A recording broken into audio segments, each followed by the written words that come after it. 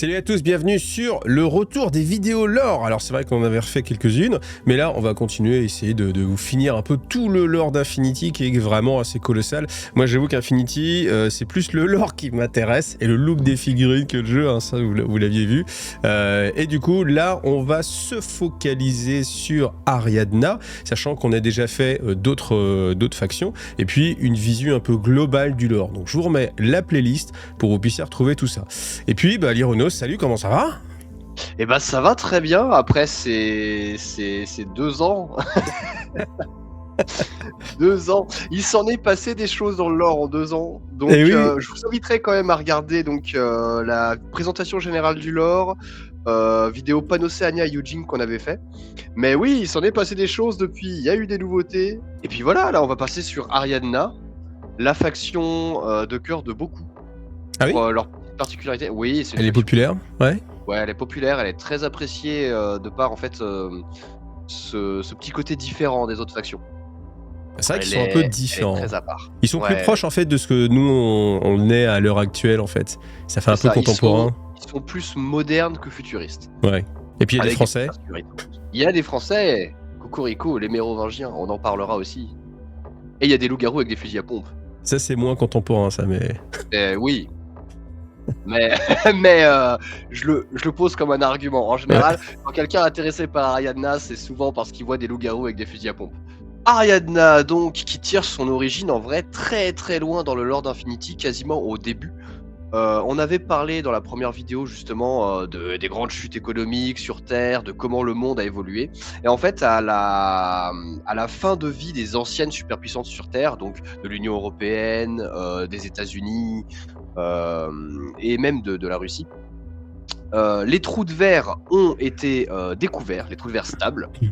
Et un projet conjoint entre la NASA et les agences spatiales européennes et russes ont décidé de se focaliser sur un trou de verre, y envoyer des sondes, ont trouvé une planète habitable et ont démarré le projet Aube, le dernier coup de maître, le dernier coup de poker des anciennes superpuissances pour garder leur honneur un peu. Ouais, pour continuer à exister un petit peu, à défaut de sur Terre ailleurs. C'est ça. Et l'opération a démarré en grande pompe avec beaucoup de succès au début. On a construit le vaisseau Ariadna qui devait être suivi par le vaisseau Aurora. Et c'est là que les choses ont dégénéré. Alors déjà, à la base, en plus de l'Amérique, l'Union Européenne a plutôt envoyé des Britanniques et des Français. Et les Russes ont balancé leurs Cosaques. Jusque-là, tout va bien. Des gens qui s'entendent bien déjà, tu vois. Des gens qui s'entendent bien déjà, de base. Dans une situation très tendue sur Terre.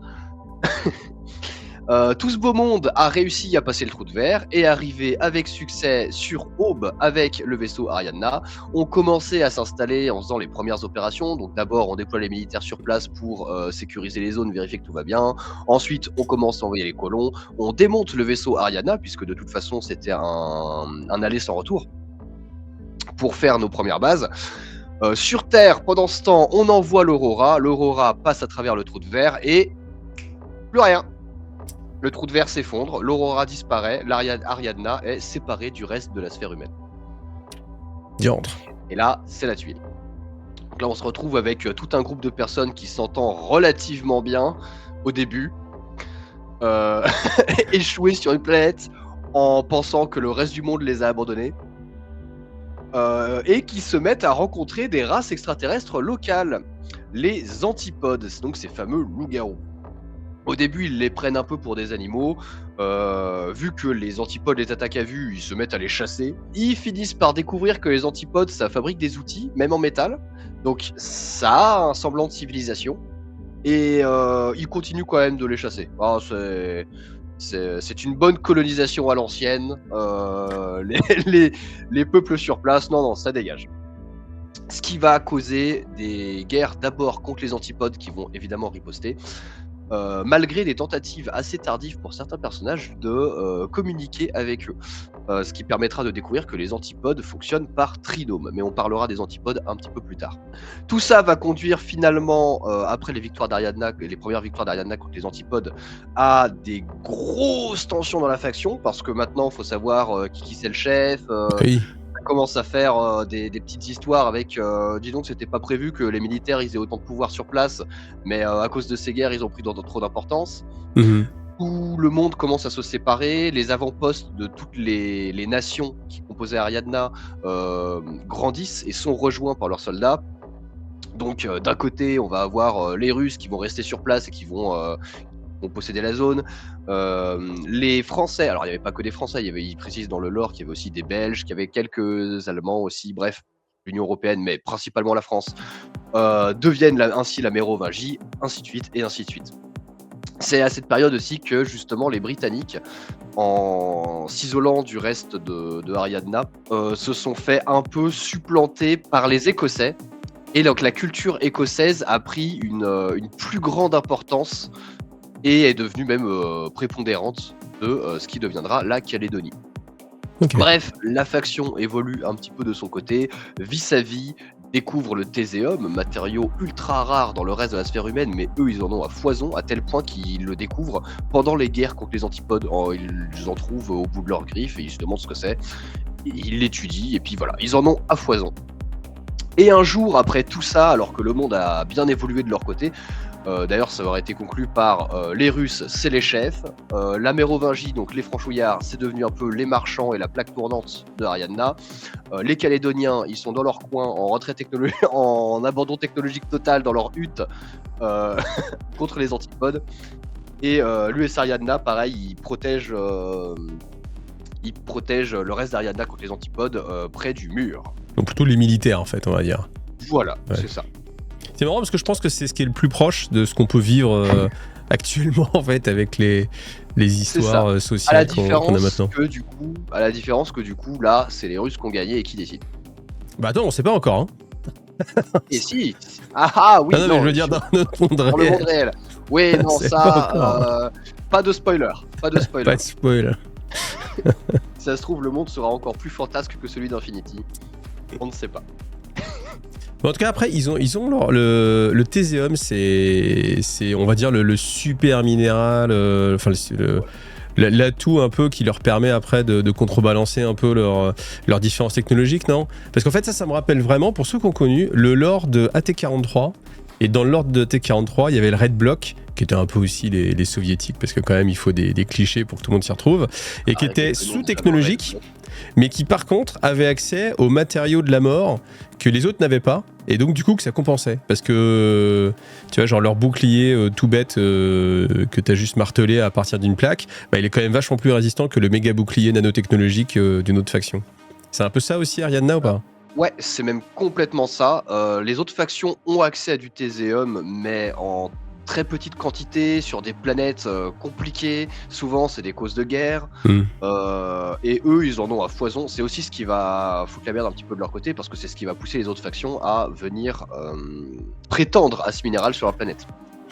On vient vous sauver. Non, en fait, on s'en fout. C'est par contre le minerai, ouais. C'est aussi le minerai qui fait un petit peu office de ta gueule c'est quantique dans l'univers d'Infinity, parce que c'est le minéral qui permet justement de faire de la technologie quantique. Donc vraiment super importante pour toutes les technologies d'Infinity. Ok. Tout repose sur le quantronique. Mais bref, du coup, après avoir évolué de leur côté, pendant que le reste de l'humanité évolue aussi du sien, après les guerres néocoloniales, ce qui sont l'équivalent d'une guerre mondiale dans l'univers d'Infinity, sauf que c'est dans l'espace, donc ça part en steak. Après les premières guerres néocoloniales, un vaisseau panocéanien finit par redécouvrir la planète Aube, et donc redécouvrir Ariadna qui a évolué de son côté. Et donc on a un nouveau contact avec l'humanité, qui se fait pas forcément dans dans les meilleures conditions, parce que du coup donc d'un côté Panocéania disent techniquement vos pays on les a un peu récupérés, donc vous êtes un peu à nous, vous venez les copains. D'un autre côté le peuple ariadnais est devenu très indépendant et très nationaliste. Et les autres factions sont pas du tout pour que Ariadna récupère une nouvelle planète riche en théséum avec une nouvelle nation. Donc ça a failli partir en steak. L'O12 a commencé à faire des votes pour dire attendez, on va voir comment on intègre Ariadna à notre société. Évidemment, tout le monde a voté contre Panocéania parce que dès qu'on peut mettre un coup dans le dos du voisin, on le fait. Et au final, donc, Ariadna a pu garder sa planète, mais les termes du contrat disent que comme ils contrôlent pas l'entièreté de la planète, seulement certaines parties du continent, les autres factions ont le droit de s'installer par-ci par-là. Et ça, c'était un petit peu la base de Ariadna jusqu'à après la V3 où le lore a encore évolué, ce qui a conduit à la V4, à même l'apparition d'une nouvelle sectorielle dont on va parler après quand on va parler des sectoriels. Mais avant d'aborder les sectoriels, on a commencé à parler des antipodes. Et c'est une partie assez importante, en plus d'être emblématique, de Ariadna. Parce que les antipodes, en plus d'être une troupe jouable dans le jeu, vont causer un gros remue-ménage dans le lore, pas seulement par leur présence, mais aussi par leur contamination. Je m'explique. Même ce que je suis en train de me dire, je me dis, est-ce que c'est les gars qui se transforment en loup-garou? Et du coup, tu dis, ah non, c'est une autre faction. Parce que moi, je pensais que c'était des gars qui se transforment en loup-garou, mais pas du tout. Ou peut-être. Il y a de ça. En fait, les antipodes, donc déjà, les antipodes, c'est des bêtes, c'est des animaux, ils sont pas intelligents individuellement. Ils sont à peine plus intelligents qu'un chien. Mais ils ont ce qu'on appelle une intelligence distribuée, qui fait que au bout de 3 individus, leur conscience entre guillemets fusionne et forme un vrai individu intelligent. Donc ils fonctionnent tous par trinôme.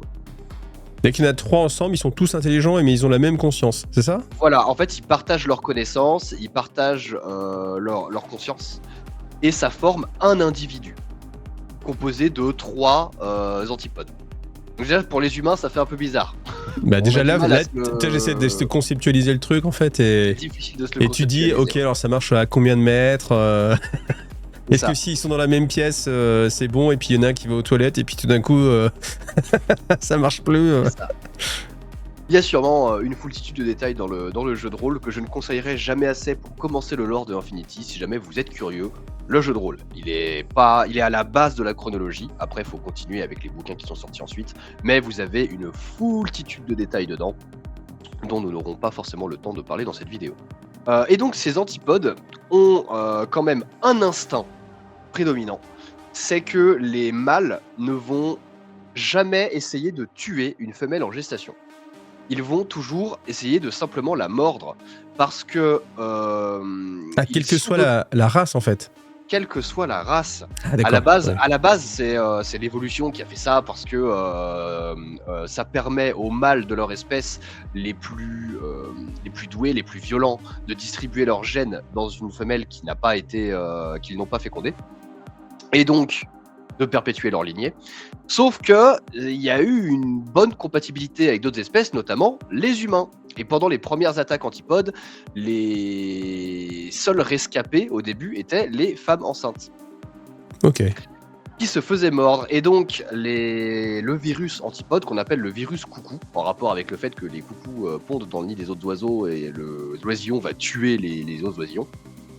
Si vous ne connaissiez pas l'anecdote, voilà. Donc le virus coucou. Le coucou c'est mignon, puis en fait quand tu vois, tu te fais mais non, mais c'est horrible. C'est la nature de manière générale, hein, de loin c'est mignon, de près vachement moins. Tu m'étonnes.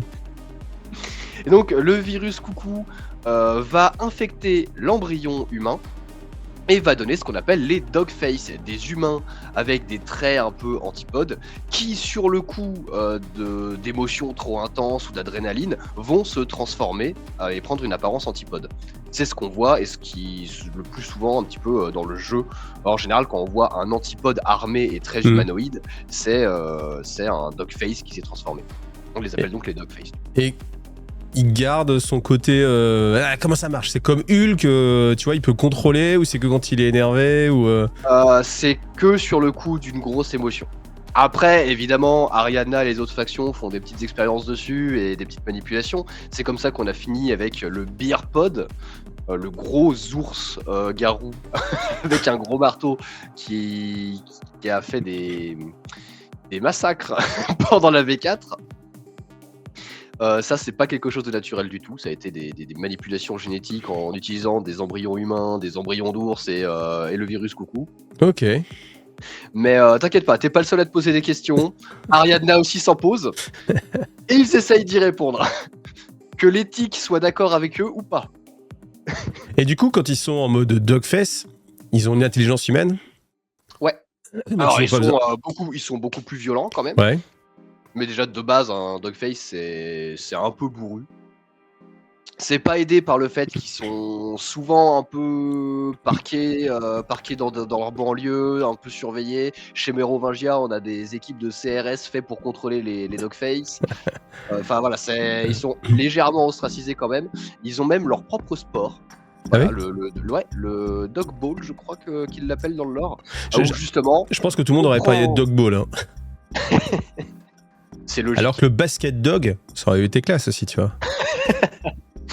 Dit comme ça, j'imagine juste qu'ils prennent un petit chien qui essaie de le lancer dans un c'est panier. ça. Et il se transforme en ours, tu vois. Allez. Est-ce qu'ils ont fait des fusions entre les ours et les loups? Non, c'est bon, on passe. Les ours et les loups. Non, par contre, il y en a qui ont fait des conversions du beer pod en lui mettant une tête de corgi. Ok, Donc on a un corgi dog dans la communauté. d'accord. Bah écoute, Un corgi warrior. faut hein, dans un monde futuriste comme ça, avec la porte ouverte à tout, pourquoi pas hein. Parce que, évidemment, dès que t'as des trucs très musclés et très violents, faut en faire un sport très musclé et très violent. Ça les amuse. Voilà. Et donc, il y a quand même une petite particularité de plus avec les dogface, c'est que eux-mêmes sont capables de se reproduire. Par contre, l'enfant à naître sera un vulveur, un humain avec des traits un peu antipodes, une petite fusion entre les deux, mais qui lui sera stérile et incapable de se transformer. D'accord, ok. Donc ça, c'est une partie vraiment super importante de Ariadna parce que ça donne lieu à énormément de nouvelles troupes qui tirent leur origine de tout ça dans le jeu et de dissensions dans le lore. Et parce que ça me fait penser en fait un peu là à Mass Effect, tu vois, où t'as les comment ils s'appellent les je sais plus, mais t'as une faction en fait comme ça qui peut plus les Krogan qui peuvent plus se reproduire, mais où il y en a quand même certains et où il y a tout un enjeu comme ça justement où ils cherchent en fait à trouver un moyen de perdurer. Ce que tu dis, Oui, tout justement tous les dogface du coup qui se reproduisent entre eux, tu te dis c'est la fin de leur espèce en fait, donc. Oui et non, on n'est pas encore sur. Je crois pas avoir vu dans le lore d'extinction des dogface qui les menacent. Parce que Au contraire, les attaques antipodes n'ont pas cessé. Et ils continuent de mordre des. Ouais, les antipodes sont toujours pas en paix avec l'humanité, même s'il y en a certains qui sont soit capturés ou qui travaillent même. C'est arrivé dans le lore qui est un individu antipode qui a essayé de négocier en faveur de l'humanité. Malheureusement, la chercheuse qui était avec lui a été tuée par une des tribus rivales et l'individu antipode, quand je dis l'individu, je veux dire le trinôme, a disparu dans la nature. Et du coup, tu peux prendre n'importe quel n'importe quel antipode, tu les mets ensemble et ça fait une nouvelle entité. Si tu fractionnes, par exemple, tu vois, tu prends un tiers si tu prends un tiers de chaque trinôme et que tu les mets ensemble, du coup, tu vois.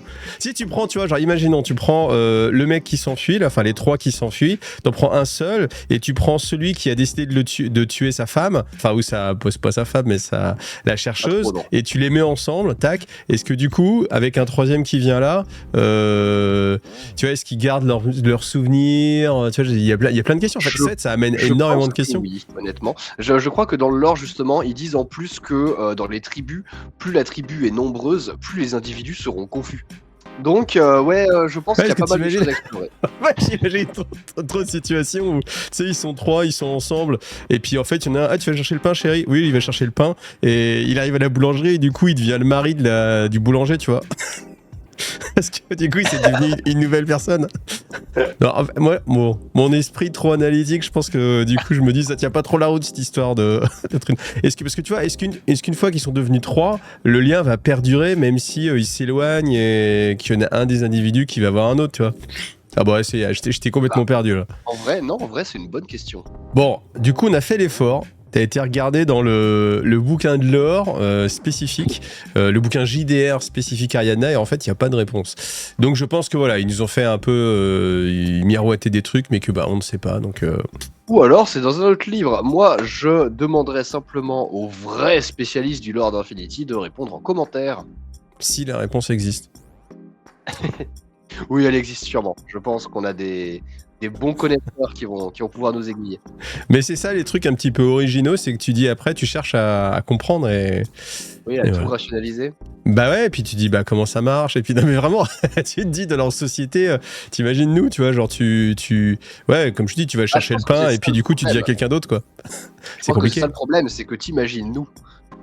On a tendance à beaucoup trop anthropomorphiser les espèces qui ne sont pas humaines. D'ailleurs, c'est un problème qui souligne dans le lore d'Infinity, qu'ils appellent l'erreur anthropique, où l'humanité a tendance à faire de grosses erreurs contre les espèces aliens parce qu'ils leur traitent des comportements humains qu'ils n'ont pas.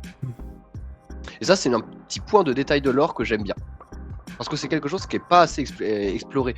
On en parlait tout à l'heure de Mass Effect avec les Krogan, mais dans Mass Effect, toutes les espèces sont à peu près pareilles. Ouais. Il n'y a pas vraiment de grosses confusions entre eux. Oui, c'est ça, ouais. Ouais, sur tout ce Là, qui on a est. des exemples dans le lore où, par exemple, des humains s'apprêtent à abattre des chassevastis.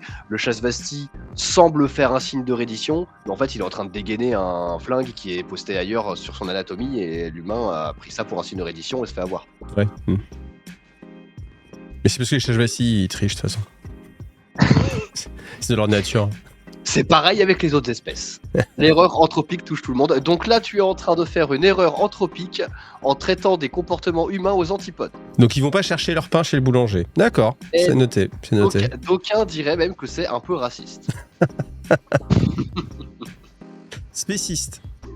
Alors, Au niveau des sectoriels, comme on l'a dit tout à l'heure, toutes les nations d'origine d'Ariadna sont jouables dans le jeu. On va avoir autant la Tartary Army Corps, donc les chefs d'Ariadna qui sont jouables, mais aussi US Ariadna, donc tiré des Américains qui sont venus sur Aube avec le reste de l'équipe, et qui eux ont une petite ambiance un petit peu cow-boy western, comme on peut voir à l'écran passer de temps en temps. On va avoir aussi donc les Mérovingiens, on l'a mentionné juste avant, qui sont à la fois, donc comme ils sont les marchands un peu de Ariadna, c'est aussi les plus avancés technologiquement, parce que c'est ceux qui sont les plus en contact avec le reste de la sphère humaine. Les Calédoniens, on les a mentionnés, et donc les derniers arrivés pendant la V4 du jeu, la Cosmoflotte, qui tire son origine en gros du nouveau programme spatial Ariadne, parce que Ariadna a vu que le reste de l'humanité est parti coloniser l'espace.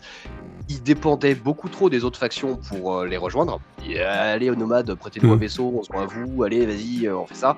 Et du coup, ils ont décidé de lancer un nouveau programme spatial pour rejoindre l'humanité dans l'espace. Évidemment, comme ils ont une multitude de foultitudes de Théséum, ils abusent de ça. C'est-à-dire que les autres, ils ont des boucliers énergétiques, des choses dans le genre. Eux, ils ont non, on va blinder le vaisseau entier en Théséum, et puis on va pas se poser de questions.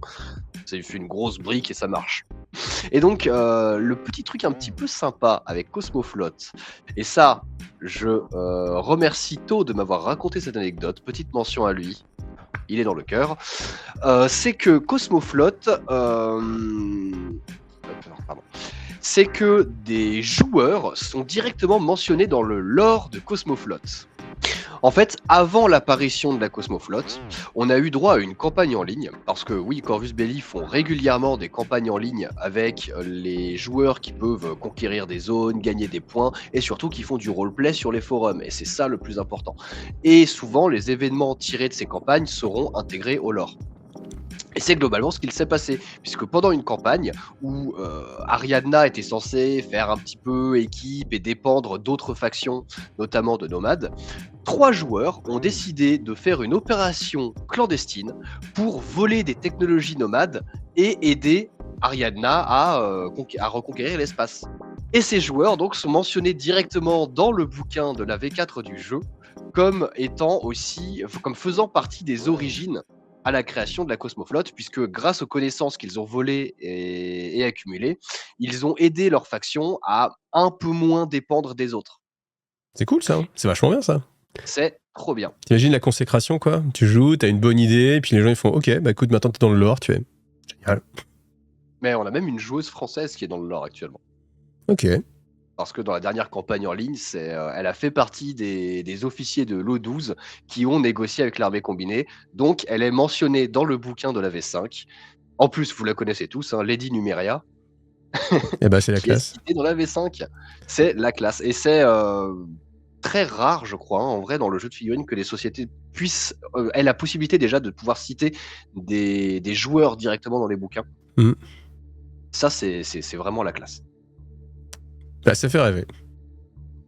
Voilà, ça c'est la petite anecdote sympa. Et donc Cosmoflot est plutôt une faction un peu plus technologique que le reste de l'Ariadna, mais pas trop. C'est-à-dire que ils vont subir la technologie des autres, le hacking et tout ça, mais eux ne vont pas pouvoir en faire autant. Et c'est la faction vers laquelle je vous redirigerai si jamais vous souhaitez débuter avec Ariadna. C'est aussi une des factions les plus simples entre guillemets à prendre en main dans Ariadna. Bon, après, en regardant les images, quand même, on voit qu'il y a quand même un côté Highlander avec les. Alors, c'est quoi? C'est les Calédoniens, c'est ça? C'est ça, c'est Est-ce les qu'ils sont Calédoniens. immortels et qui coupent les têtes? Non, par contre, ils ont William Wallace de leur côté. Ah Donc, oui, l'original. Parce que c'est vrai Voilà. qu'il y a ça dans Infinity, il y a des personnages Et pour le coup- historiques. Et pour le coup, William Wallace dans Infinity a le visage de l'acteur de Highlander. Ouais. Donc oui, il y a Highlander. Par contre, pas sûr qu'il soit immortel celui-là. Bah Et si, son parce lore est que rigolo, son lore est rigolo. au final, s'il meurt, en fait, on peut en refaire un, en fait. Aleph en refait un, et puis non. Ah là, ça va être un petit peu plus compliqué. Ok. À la base, il a été envoyé sur Ariadna pour faire un petit peu la propagande de Aleph. Il n'a pas été offert en cadeau, il a été offert plutôt en cheval de Troie. Sauf que à l'atterrissage, l'atterrissage a foiré, il s'est cogné la tête, il a perdu la mémoire et il s'est pris pour vraiment pour un Calédonien à l'arrivée. Et Aleph a perdu tout contact. Du coup, bah, il fait pas vraiment le lien avec Aleph. Mais on sait jamais, à un moment, que si il respire une odeur, il se rappelle de son passé, il va se dire mais en fait, je suis un agent infiltré. Peut-être, c'est possible dans le lore. On a des cas de transfuges, de trahison, de gens qui se sont rappelés être des soldats endormis. Ouais. Donc tout est possible. Oui, si ça se trouve un jour, il va vraiment faire le lien entre Ariadna et Aleph. Mais pour le moment, il vit avec les Calédoniens dans leur chaume à tabasser des antipodes et il est heureux.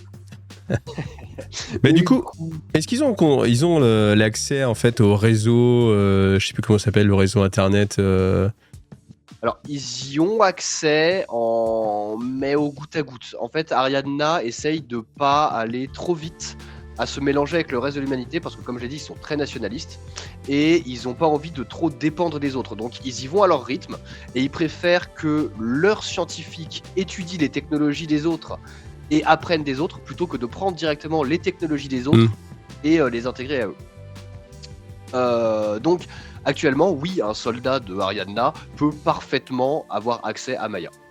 Okay.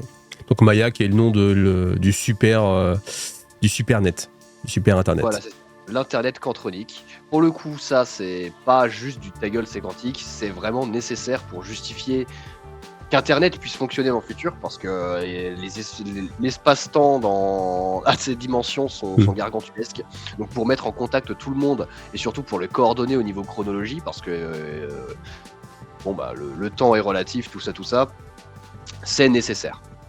D'ailleurs, dans les bouquins de lore en général, au début, quand on est accueilli par une IA qui va nous présenter le lore, elle nous dit: si vous êtes un Ariadnais qui découvre encore le monde, je vais vous raconter l'histoire de l'autre monde. Ok. Donc ils se servent même un peu d'Ariadna pour introduire l'univers du point de vue de quelqu'un qui ne connaît pas l'univers. Bon, du coup, j'imagine que c'est une faction qui va être limitée en tag. Ils ont pas des grosses armures de la mort ou... Ils ont un tag depuis la V4, depuis Cosmoflot.